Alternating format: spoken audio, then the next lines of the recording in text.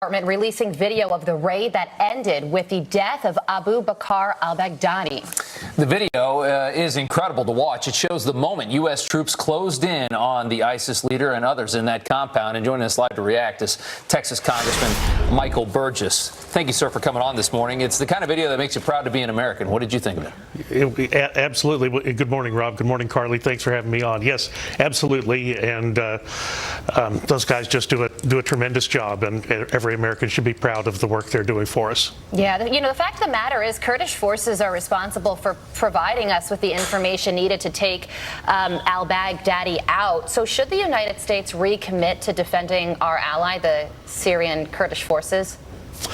Well, that's interesting because, of course, since 2014, the United States forces have operated in Syria without an authorization from Congress. So, Congress could do some things if we wanted to bolster, if that is the argument, we wanted to bolster that. We could pass an appropriations bill for the Department of Defense. We have not. They're running on fumes right now. We could pass the authorization for those expenditures right now.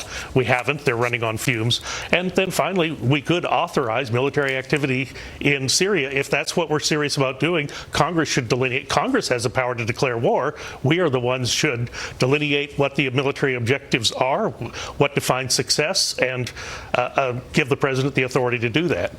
Are you worried at all about retaliation here at home after this major kill for the United States?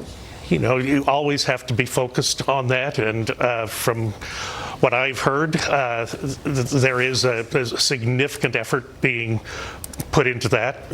You don't want to say too much about things, but yes, you're concerned, and yes, the effort is being made to make certain that Americans stay safe here at home and abroad. All right, I really want to ask you about this impeachment inquiry vote that's going to be taking place later today. You don't think that the rules moving forward are going to be fair. Why? No, I don't. And if anyone was not watching the World Series last night and watched our markup in the Rules Committee, I think you could see the frustration. And the Rules Committee is an unusual place. It's the Speaker's Committee.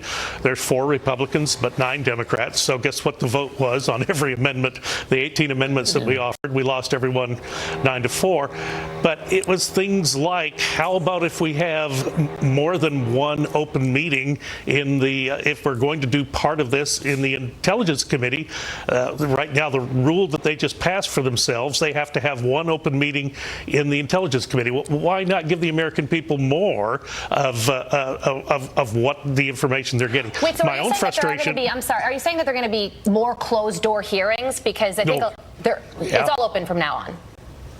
Well, no, it's not all open, okay. And the Intelligence Committee will continue to do work in secret. They will feed things to the Department of the Judiciary, so it is all dependent upon what Adam Schiff wants to let out. And we know the game plan. We've seen it for weeks now. They leak what they want to leak. Yeah. Republicans are criticized if they dare say anything about what's going on in those meetings. My understanding is Republicans are really not given an opportunity to cross-examine witnesses. They're instructed. The witnesses are instructed not to answer their questions. So it's really been an unfair process from the get-go. Now, look, I knew I was going to get this sad detail in the Rules Committee. At some point, I was going to have to vote on a rule whether or not to bring this to the floor. And I wrote a letter to the Speaker. I wrote a letter to Adam Schiff, imploring them, let me see the transcripts, just the transcripts. I don't have to sit in the hearings. Let me see the transcripts of what you have done so I can make an informed decision. I'm not only making a decision on behalf of my constituents, but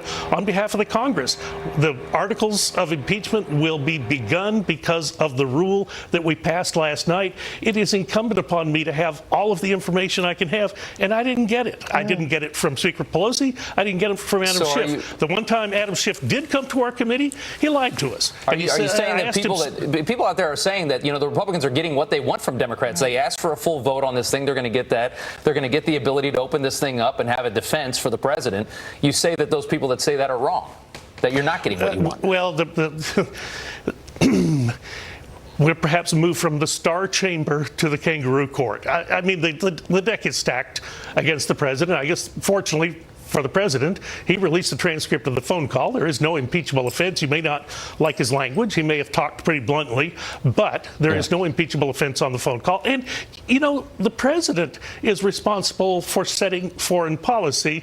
It's the State Department is supposed to execute what his direction is. It's not the other way around. Yeah, it all comes down to whether or not this thing is an impeachable offense worthy of removing him from office, and I don't think that they've swayed the Senate yet. Congressman Burgess, thank you so much. A year away from a popular election. Yeah. I mean, this is how we do things in this country. We elect our leaders, or remove our leaders by election. This is a flawed process.